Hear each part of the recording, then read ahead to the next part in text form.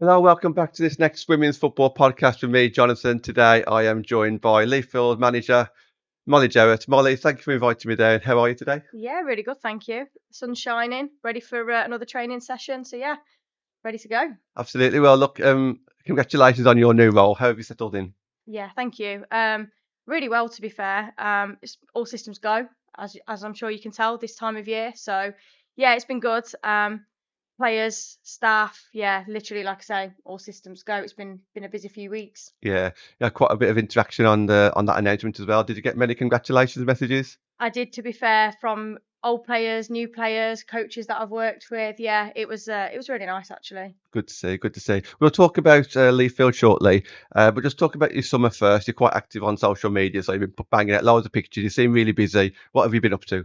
Yeah. I'd like to say it's all work and no play, but it hasn't been. Yeah, so like I say, all work. I work for County FA and for the FA. So day to day, I work on facilities, so building places like where we are today, Okay. and then working for the FA. I've just took on a role as a coach developer, grassroots coach developer. So just settling into that. But yeah, I like to stay active on the weekends, whether I'm on some form of adventure or whatever. So yeah, it's been a busy few weeks. Fantastic, yeah. So how did you end up as the Leafield manager? Good question. Obviously, I saw the success that Tash had last season, followed the team. I was in talks with Tash last season about coming down, but things just didn't align Okay, with where I wanted to go. So, yeah, saw it advertised, and I thought, you know what, I'm going to stick my name in the hat, see what happens. And yeah, a few interviews later, a few presentations later, here I am. So, fantastic, yeah. yeah. I think when people first saw the announcement, they went straight onto your Instagram and they would have seen the Powerhouse Project. For those people at home who's not aware of what that project is, do you just want to give us a bit of an insight into that? Yeah, I think, oh, where do I start? It's a remarkable project. It's run by Rosie and Mole, the twins, and what they've done is just breaking down barriers. It's that representation of female coaches. It's that safe network. It's that safe community, building friendships, building relationships. It's honestly, it's a remarkable project. It's for female coaches. It's their preparation for their B license. I did it hand in hand with mine. But yeah, it's wonderful. Like if any, I could honestly, yeah, if you can go on it, like apply for it because yeah, the people that you meet, the places that you go to. We went to Chelsea, Brighton, Tottenham. We worked with Gemma Granger, who's the head coach of Norway. Like honestly, it's a remarkable project and would highly recommend. I think female leadership in women's football does seem to be growing, especially with the coaching staff as well. I'm seeing a lot more of that. Do you think projects like that give women more confidence and courage now to apply for these roles? Oh, absolutely. I think when we all sat in the room, we spoke a lot about imposter syndrome. And I think every female, whether you're a coach, player, referee, at some point has felt that Yeah. in football. So I think it's nice knowing that you're not on your own and that there is a network of strong females out there that are there to support you. So yeah, yeah, I think yeah, it's great. Speaking about female leadership, you just mentioned the Tash Tesgal there as well. In your initial interview with Leafield, you mentioned how well her and her team did. Was that one of the biggest reasons why you came down and looked at Leafield? Yeah, I think they had a huge success last season, and like fair play to Tash and her team, like they absolutely smashed it. And I think, if anything, probably deserved promotion. That's just my thoughts. Obviously, I do have a bias, but yeah, massive kudos to Tash. I'm sure she's going to go on and do great things with her new team. Yeah, we spoke privately about how you managed to retain several players. What were your initial conversations with those players? How obviously first impressions are key. How did you kind of interact, and how did those introductions kind of go? Yeah, so I found out that I'd got the job on a Friday night. On the Saturday, I had a Teams meeting with the committee, and then Sunday morning, straight into a Teams meeting with the whole team. Okay. So dropped quite in the deep end, I guess. But then from that, obviously, it's so important to build relationships. So it was one-to-one calls, half an hour booking slots with Okay. all players. For them to ask me questions, for me to ask them questions, just for them to get to know. I think it's really important that you get to know them as a person rather Yeah. than a player. And that's the mentality that we do throughout Leafield. Every new player as well has had a one-to-one, whether they just came down for one Yeah. session or whether they've signed on. Every player's had a one-to-one with myself. I think it's important to know actually what their journey looks like this season. Everybody's journey is different. some players are 17 and just starting out, and some players are in their 30s, and sort of, I'd like to say winding down, but do we actually ever wind down in this league? So yeah, I think it's really important just getting to know the players. And that's the players that also like the backroom staff then. So obviously you've come in and you've got a whole new coaching team, quite a few backroom staff left, like the secretary left as well. Did you have in mind before you even took the job, did you almost have a team of people that you could kind of lean on and bring here? Or did you come here and think to yourself, right, this is what I need, and then start cherry picking? How did that kind of come about? Yeah, no, I didn't have anyone. I obviously reached out to the Powerhouse network. Yeah. Few recommendations came in. But yeah, I didn't have anyone, so it was kind of clean slate, fresh start, which is always nice. But yeah, I think initial conversations obviously met up with Pims, and as soon as we met, like we got on straight away. Like we are quite chalk and cheese, Yeah. but we get on like a house on fire. And I think, yeah, honestly, he's great. Like he's probably one of the best coaches I've worked with in the female game. He understands the players. I'm all about detail. Yeah. He sees my detail and how we deliver that. So yeah, I think, and then obviously with the rest of the coaching staff, like what's really important is they understand the players as people, Hmm. and then we build on that. And Yeah. I'm quite lucky that like I've got a great team around me that understand the vision and where we want to be and where we want to go and how we do it. So yeah, didn't come in with anyone, but I've been very fortunate with the people that I found and that are now supporting the team.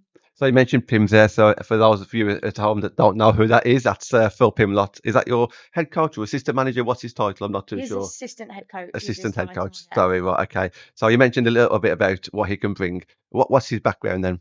So his background, he's been around the women's game for a number of years. He has just taken on the role as the head coach with the Army Okay. football. So yeah, he is smashing it.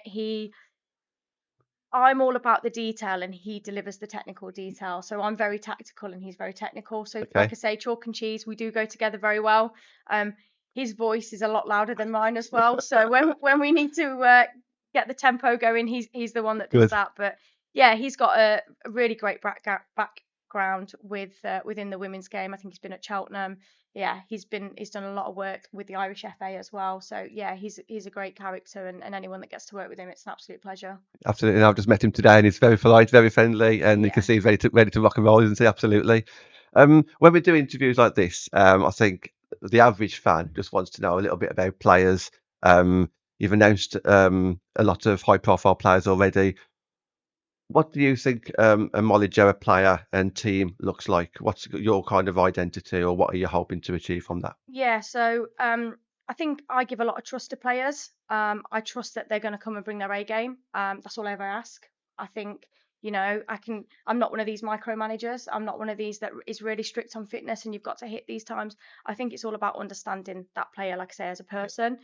Your centre back is not going to have the same strengths as a winger. And Hmm. I think within our team, the choices that I've made with the players that we've got, everybody's different Yeah.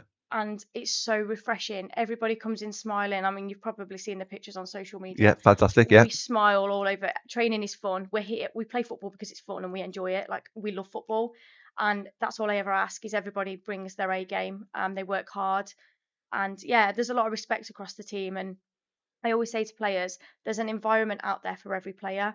And if your environment is with me Hmm. and with what I'm building here, then that's absolutely great. And if it's not, equally, that's great as well. Like it's not great, but you kind of Yeah. get it. Everybody needs an environment that they're going to develop and they're going to strive in. And we just look to give players that environment that suits them. I think it's really important that you said that. I mean, as a manager away from football myself, to get the best out of someone, you have to treat everyone completely differently. So what might inspire one person might not necessarily inspire another person. And so the fact that you picked up on that as a manager is obviously key, isn't it? Yeah. Yeah. I'm going to announce read out some names. All these are the players that you've announced so far, whether they're being retained or whether they've been new signings. And then I'll just ask you a little question afterwards. So far, as of Thursday, I'm not too sure what the date is, 23rd. So as of the 23rd, these are the players that's been announced, at least on your Instagram. So Evie Gallop, Lucy Davis, Angie Morley, Steph Weston, Phoebe Nichols, Sarah Hazel, Hayley Crackle, Lizzie Benestill, Abby Kerry, Gwen Horgan, all on your retained list. Yep. And your new signings are Charlie Stanford, Charlotte Witt. Apologies if I get a couple of these wrong. Is that pronounced Cozy? Yep. Cozy. Um, Kira Campbell, is that how you pronounce Yep. that one? And Jess Bates was announced earlier today as well. What do you see when you see this squad? Is it a side that can sustain success and push on to the next level, or is there still some holes there that you've still got to announce a few more yet as well? I see absolute ballers in that list, to be honest. I'm not gonna So lie. do I. I I think see that yeah. as a win. I'm just gonna blow my own trumpet. I see that as a winning team. Yeah, that is our aim. There is still some announcements to be made, as I'm sure they'll probably come out the next few days, and they are some quite exciting announcements. Um, but yeah, I see some absolute ballers. I see some new players there with a lot of talent, and they're exciting. Yeah. You'll see them this season, and a lot of people have said, "Oh, who's that player? I've not heard of that player before." And Okay. I think that's exciting. But yeah, there's the absolute ballers. Yeah, I'm just excited to get going, really. And your thoughts on the actual league this season? I don't know if you followed it in depth last season, but I think the Midlands this season going into the summer was quite unsettled. And I'll just explain my reason for that. You've got obviously Leafield has got a new manager, has got a new manager. You've got Kelsey that's just come down, Lloyd that's just come up. There's only really Worcester in the Midlands area that I'd say, and Sutton that's kind of like fairly stable. Um, so for me, it's kind of been a bit unsettled at the start, whereas now obviously it's come together quite well. But I think what I do think is that it's a very competitive league. What are your thoughts going into this season with all the teams? I think it's great. I think it's exciting. Every day on Instagram, someone's announcing a new Yeah, player, or someone's swapped shirts, and I think it's exciting. I think you missed Chesterfield off yeah. Oh, you're well played. Yeah, my yeah, old absolutely. stomping ground. But yeah, I think yeah, it's going to be really exciting. Yeah, let's see what happens. And finally, Molly, I think Ash Roll from your media team, along with yourself, have done a great job so far showing your personality to the fans. I think that's obviously really important going forward. Maybe on a match day, will you be like equally visible to the fans? What's your kind of way to kind of get that bond between the team, not just yourself, but the whole team and the fans, and bring them together as one? Yeah, I think it's really important. The girls love having fans. I mean, who wouldn't want Yeah, fans at the games to support them? I'm quite a quiet manager. You probably I say quiet until I get very passionate and into it. Pims is the voice. yeah. You'll hear him. I'm just probably quite in the background, quite tactical. What I observe everything.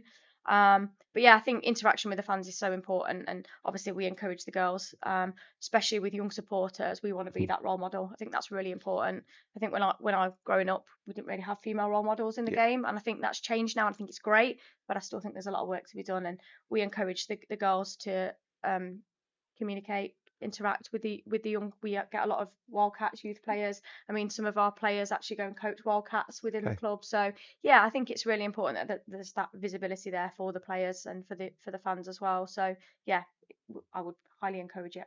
Molly, thank you very much for allowing me to come down today. It's been an absolute pleasure. Do you just want to shout out where we actually are? Because it's a great setup what we've got here. Yeah, so we've actually changed training grounds and we're at the new Irish Centre in Birmingham, brand new purpose-built facility.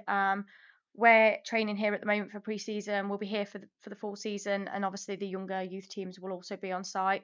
It's got a hotel, it's got a bar, it's got a boxing gym. Yeah, Yeah, it's fantastic. it really is. Look, thank you very much and best of luck for the season ahead. Thank you very much.